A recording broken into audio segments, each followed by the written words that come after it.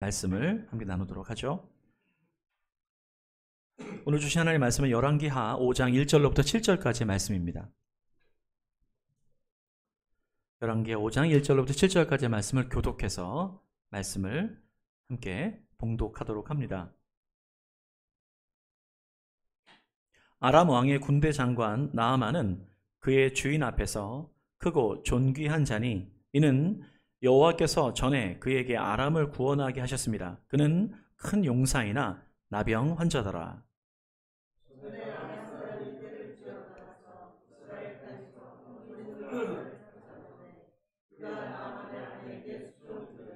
그 여주인에게 이르되 우리 주인이 사마리아에 계신 선지자 앞에 계셨으면 좋겠나이다. 그가 그 나병을 고치리이다 하는지라.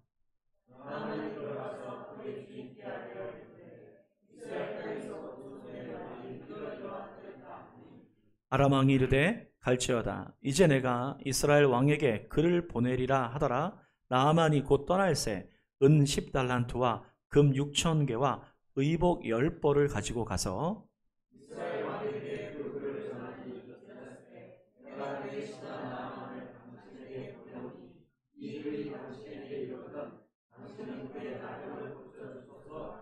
함께 읽습니다. 이스라엘 왕이 그 글을 읽고 자기 옷을 찢으며 이르되 내가 사람을 죽이고 살리는 하나님이냐?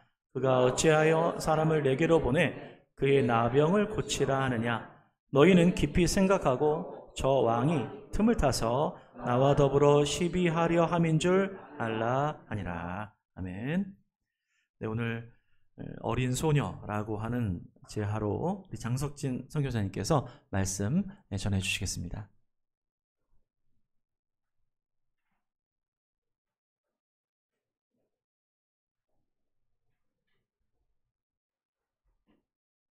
반갑습니다.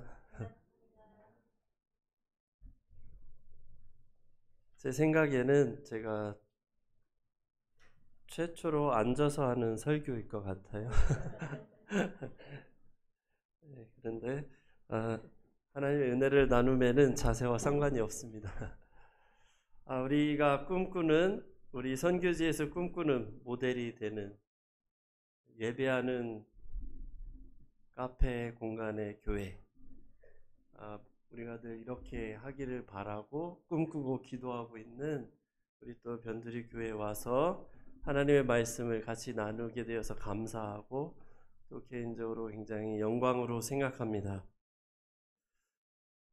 여러분이 섬기는 하나님과 제가 섬기는 하나님은 참으로 좋으신 분이십니다.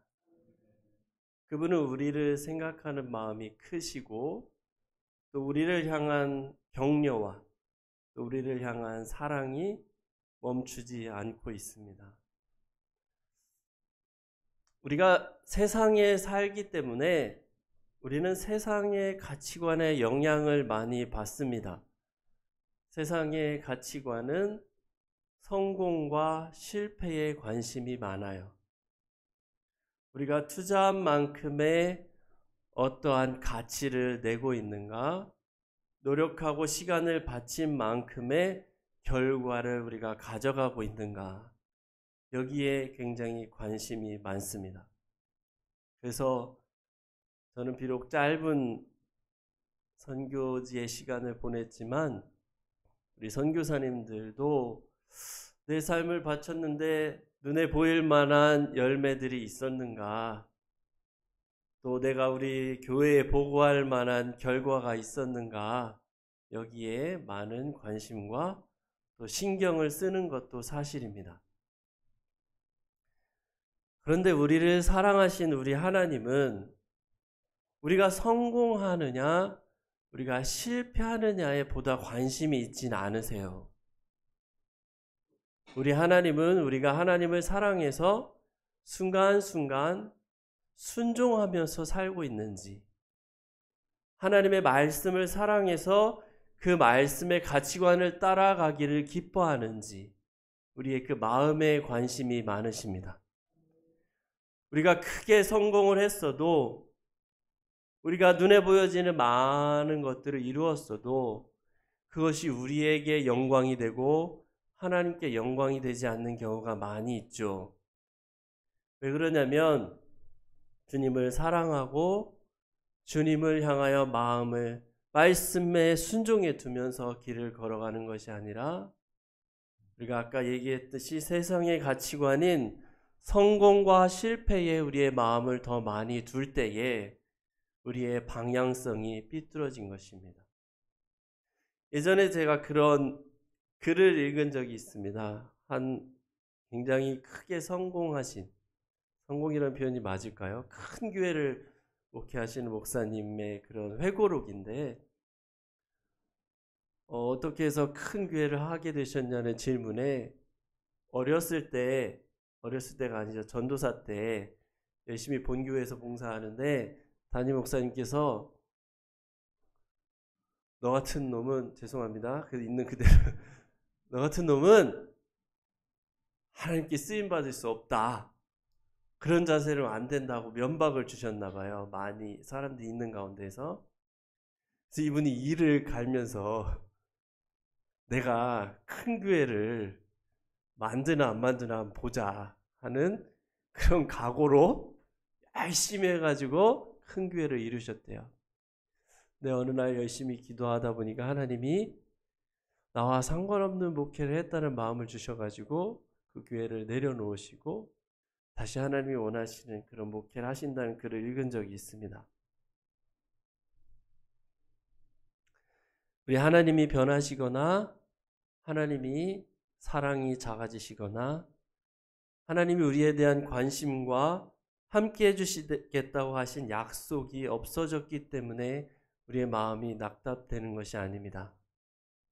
우리가 하나님께서 말씀하시는 것을 사랑하고 그 말씀대로 순종하여 살아가고 있다면 그 삶 자체가 바로 존귀한 삶이고 그 삶 자체가 하나님께 영광이 되는 삶인 것입니다. 히브리서 5장 8절 그가 아들이시면서도 받으신 고난으로 순종함을 배워서 온전하게 되셨다 그랬습니다. 예수님은 이미 온전하신 분이시죠. 예수님에게는 부족함이 없습니다. 그러나 고난을 통해서 순종함을 배우셨다고 말하고 있어요. 하나님 앞에 순종하는 것이 바로 우리가 온전하게 되는 길을 걸어가는 것입니다. 그리스도인으로서 우리 안에 여러 가지 가치관의 갈등과 주위에서 들려오는 수많은 이야기와 세상의 가치관 속에서 우리가 어떻게 힘차게 하나님의 자녀의 삶을 살아갈 수 있냐면 하나님의 말씀에 대해 순종함을 배우신 예수님처럼 하루하루의 삶을 기쁨으로 순종하면서 걸어가는 것입니다. 아마 우리 변두리교회 모든 성도님들은 그런 삶을 이미 살고 계실 것이라고 믿고 있습니다. 아멘? 오늘 나아만 장군의 이야기를 좀 나누려고 하는데요. 나아만 장군은 아람 군대의 큰 용사입니다. 여러분, 용사에게 나병이 걸렸다는 사실은 참으로 절망적인 소식이겠지요. 나병이 진행되면 손도 문드러질 것이고 또 이빨이라든지 많은 것들이 빠지면서 결국은 용사로서의 삶을 살아가기 힘든 절망의 상황에 놓여질 것입니다.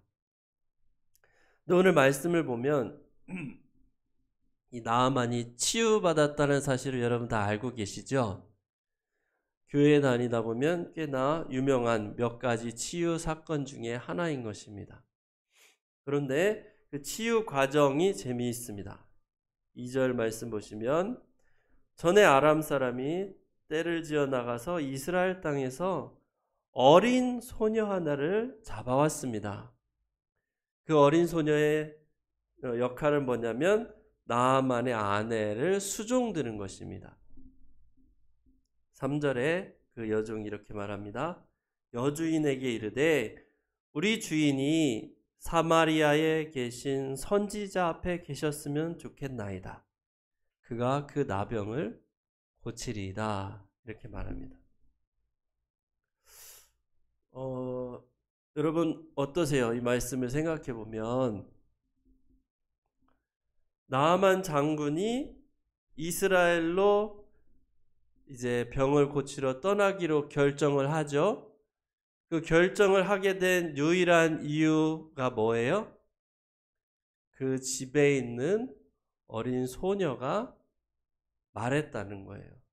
뭐라고 말했냐면 이스라엘에 있는 선지자 앞에 가시면 병이 나을 텐데요 라고 말했던 이 어린 소녀의 그 말 하나가 나아만이 이스라엘로 가게 되는 결정의 유일한 이유입니다. 근데 재미있죠, 여러분? 나아만이 병을 고치러 이스라엘로 가는 여정은 그렇게 쉬운 여정은 아니에요. 이렇게 옆에 병원에 잠시 갔다 오는 여정이 아니에요. 아람에서 이스라엘은 꽤 먼 거리고 며칠의 여정이 걸리겠지요. 그리고 뒤에 있는 말씀을 읽어보다 보면 9절에는 이렇게 말하고 있거든요. 말들과 병거들을 거느리고 나아만이 갔대요.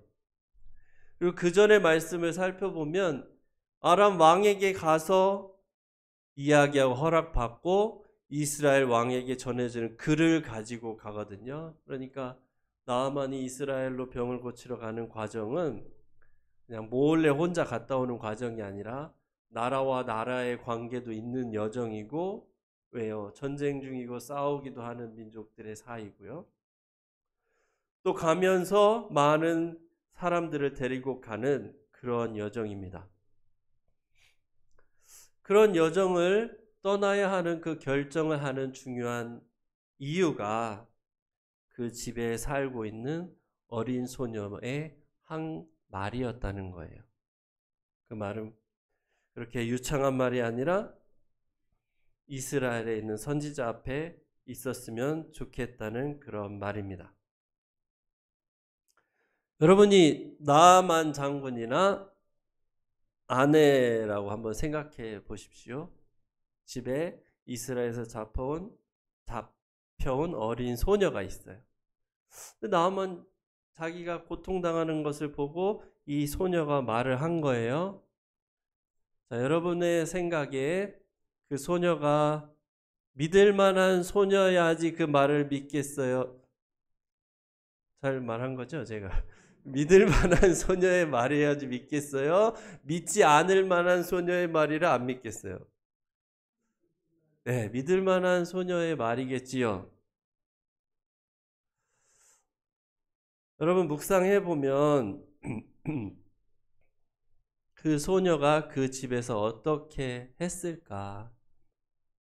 어린 소녀 때 잡혀왔다는 말은, 아람 나라의 이방 민족을 잡혀왔다는 말은 아마 언어도 다르고 또 환경도 다르고 자기를 보호해 줄 수 있는 가족의 환경이 아닌 새로운 곳으로, 물론 노예와 같이 어려움을 당했는지 상황은 안 적혀 있지만 슬플 수도 있고 힘들 수도 있는 상황이겠지요. 그러나 그가 거기에서 어떻게 행동했는지 우리는 묵상해보고 추정해 알 수 있는 것입니다.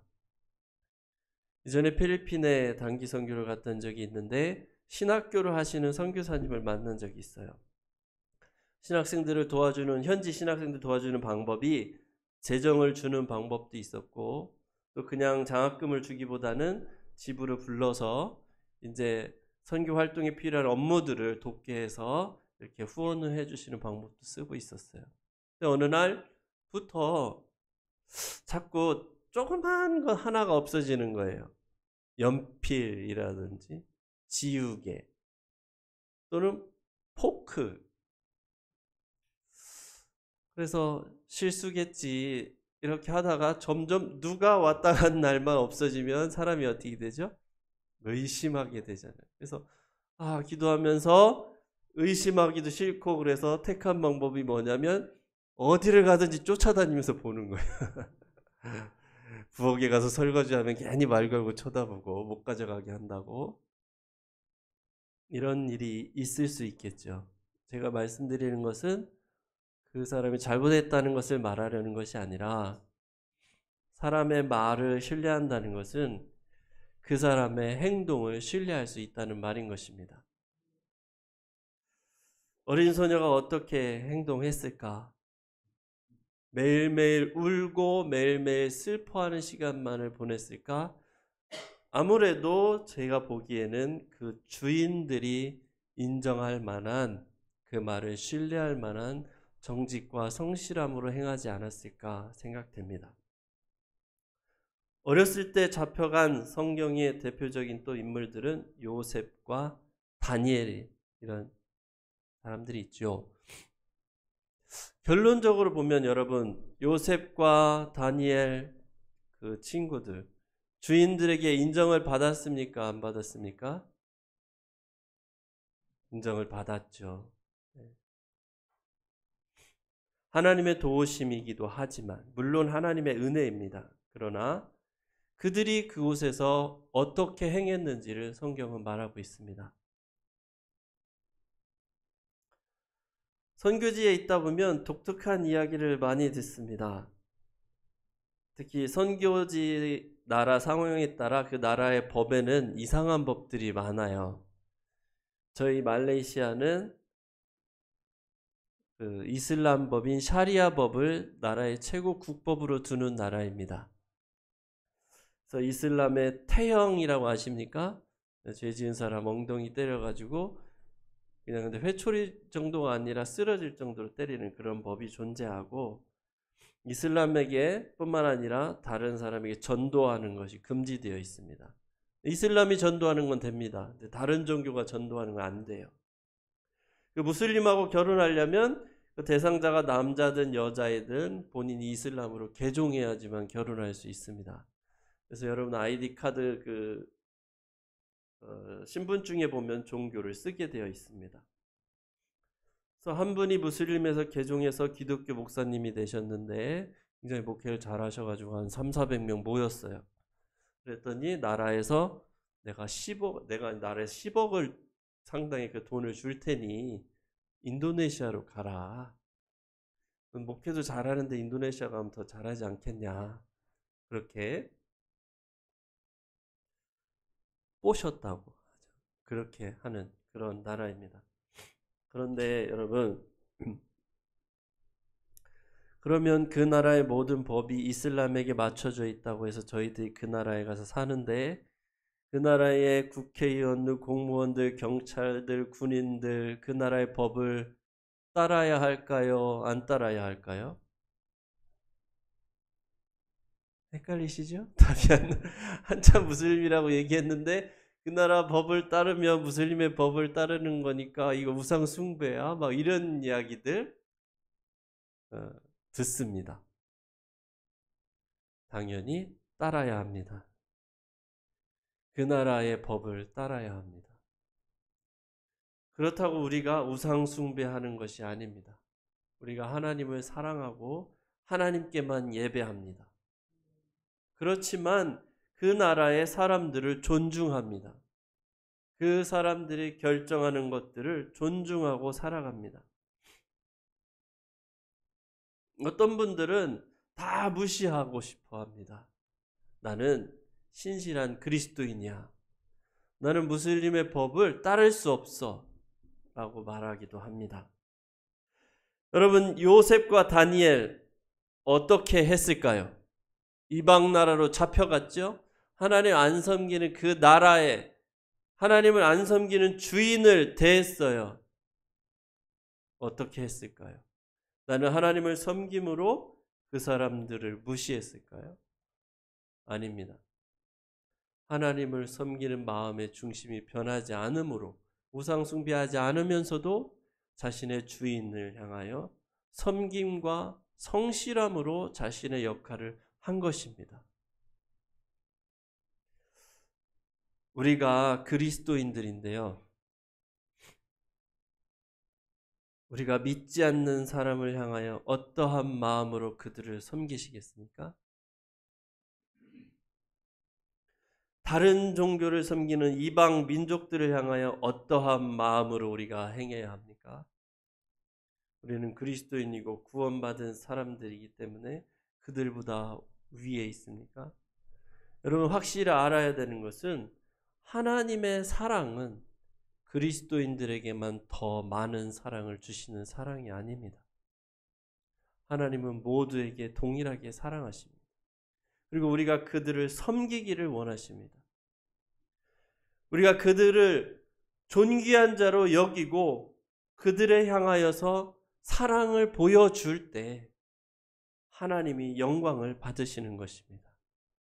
여러분, 선교지의 삶을 살아가는 저희들이 첫 번째로 해야 되는 것은 예배입니다. 어디에 있든지 하나님을 예배하는 것입니다. 그리고 또 해야 하는 것이 우리가 만나는 현지인들을 섬기는 것입니다. 그들을 사랑하고 섬겨야 합니다. 왜 그렇습니까? 마태복음 5장 16절 너무 잘 아시잖아요. 너희 빛이 사람 앞에 비치게 하여 너희의 착한 행실을 보고 하나님께 영광을 돌리게 하라 그러셨습니다.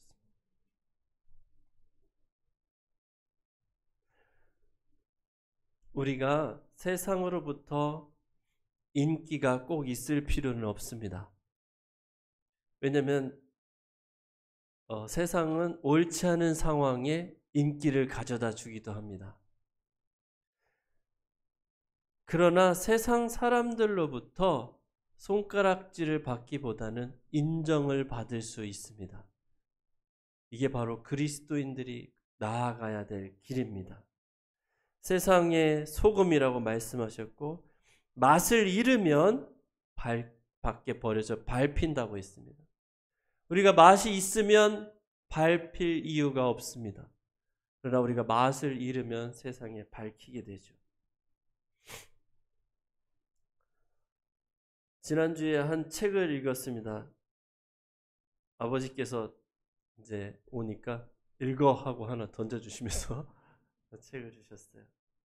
예수를 위한 바보라는 그런 제목의 책인데 좀 오래된 책인 것 같아요. 남아프리카 공화국의 데이빗 케이프 목사님 책. 아시는 분도 있겠지만 큰 교회 목회를 하다 내려놓고 주님이 대야와 십자가를 메고 걸으면서 발을 씻어주라 라는 말을 듣고 목회지에서 내려와서 이제 20kg 정도 되는 물통, 수건, 의자 등을 가지고 다니면서 사람들의 발을 씻어주고 전도하는 것입니다. 조직폭력배, 알코올 중독자, 한생병자, 군 장성, 대통령까지 만나서 전도하고 3,000km가 넘는 길을 걸으면서 씻겨줄 때, 전도할 때 치유와 회복과 전도의 역사가 일어났습니다. 이제 남아공을 떠나서 아프간이고 이렇게 전 세계로 가신다는 그런 소식도 들었습니다. 걱정하지 마십시오. 우리에게 아마 그렇게 하라고 말씀 안 하실 것입니다. 지금 내려놓고 대야를 치고 나가라고 안 하실 것을 확신합니다. 그러나 마음의 자세는 동일합니다. 우리는 섬겨야 합니다. 주님이 그것을 우리에게 순종하기를 원하십니다. 그런데요, 이렇게 설교하고 있는 저는 그게 쉬울까요? 쉽지가 않아요. 우리의 마음은 그러하기를 싫어합니다. 우리의 마음은 이미 죄의 영향력 아래 따라가는 것을 기뻐합니다. 그러나 하나님이 말씀하실 때 순종하고자 하는 우리의 마음의 결단이 중요합니다. 저는 인생을 살아가면서 하나님이 우리에게 맡겨진 일만 다 하면 그 인생은 너무 값진 인생이라고 생각합니다. 오늘 나아만의 집에 잡혀갔던 이 소녀에게 하나님이 기대하신 것이 무엇이었을까요? 이 소녀에게 나아만의 온 집을 다 구원하고 나아가서 옆집에 있는 모든 사람들을 다 구원하고 분에 넘치도록 어떤 것들 요구하지 않으셨겠죠. 성실하고 심실함으로 그 집에 섬김으로 그 입술에 나온 고백을 통하여 나아만과 아람을 변화시키는 하나님의 계획에 한 부분에 들어있는 것입니다. 그것을 했을 때의 이 어린 소녀의 삶은 너무나 존귀하고 가치 있는 삶이 되는 것입니다. 마지막으로 한 말씀만 좀 살펴보고 싶은데요. 17절입니다. 제가 읽겠습니다. 나아만이 이르되 그러면 청하건대 노새 2마리의 실을 흙을 당신의 종에게 주소서. 이제부터 종이 번제물과 다른 희생제사를 여호와 외에 다른 신에게 드리지 아니하고 다만 여호와께 드리겠나이다. 나아만이 치유함을 받았는데 몸만 치유함 받은 것이 아니죠. 영혼과 마음이 치유함을 받아서 이제는 여호와 하나님만을 섬기겠다고 결정을 했습니다. 근데 저는 그 다음에 장면이 굉장히 궁금했어요. 나아만이 아람에서 이스라엘로 갔잖아요. 그럴 때 여러분이 그 소녀라면 마음 어땠을 것 같아요? 나아만이 치유함 받으러 갔는데 여러분 어땠을까요? 정말 치유 받아야 되는데 내가 소개했는데 가가지고 안 났으면 이게 어떻게 되는 건가? 그리고 또 우리 엘리사 선지자님 타락했으면 안 되는데 어떻게 이런 마음이었을까요? 아니면 굳거나 믿음이 있었을까요? 알 수 없죠. 저 같으면 전자겠지만. 그런데 너무나 감사하게 나아만 장군이 치유받아서 돌아옵니다. 근데 여러분이 어린 소녀예요. 그 치유받아 돌아오는 나아만 장군을 딱 봤을 때 여러분 어떤 마음 드시겠어요? 다행이다. 이게 아니잖아요. 우리 하나님이 나의 그 작은 말의 고백을 들으시고 우리 주인을 낫게 하시고 그 나의 믿음을, 내가 하나님을 믿고 있었던 이방 땅에서 변하지 않고 하나님을 섬기고 있었던 그 마음의 고백이 큰 위로를 받지 않았겠습니까? 우리 선지자님이 타락하지 아니하고 아직도 능력 있는 종이었구나. 위로가 되지 않았겠습니까? 저는 이것을 믿어요. 우리가 하나님의 말씀을 순종하고 어려운 가운데서도 믿음을 지킨 자들에게, 신실하게 하나님을 섬기려고 애쓰고 노력하는 자들에게 하나님은 당신이 살아계셔서 돕고 계신다는 것을 반드시 보여주실 것입니다. 왜냐하면 우리 하나님은 살아계신 분이시기 때문입니다. 그 믿음 있는 사람들의 고백과 신실함을 통해서 영광을 받기에 합당하신 분이시기 때문입니다. 사실 교회의 목회나 성도님들의 삶이나 선교지의 삶이나 다 같습니다. 우리는 동일한 하나님을 섬기고 그 하나님을 예배하고 그 하나님의 선을 선포하고 그 하나님의 계심을 말하는 것이죠. 그런데 때로 낙심할 때가 오죠.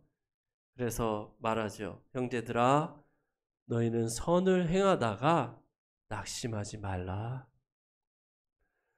너희들이 신실하게 믿음 지키고 사는 것에 대해서 다른 사람이 알아주지 않는다고 낙심하지 마라.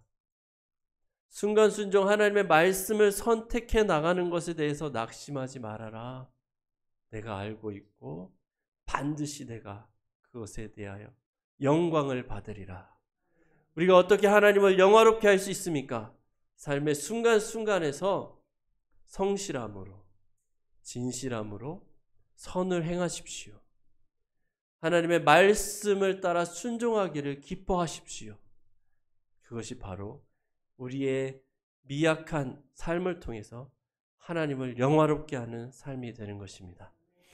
저와 저의 가족들이 선교지에서 그렇게 말만 잘하는 것이 아니라 실제로 그렇게 살아가도록 기도해 주시고, 저희도 변두리교회가 계속해서 그 길을 걸어왔지만 앞으로도 그 길을 걸어가도록 그렇게 기도하도록 하겠습니다.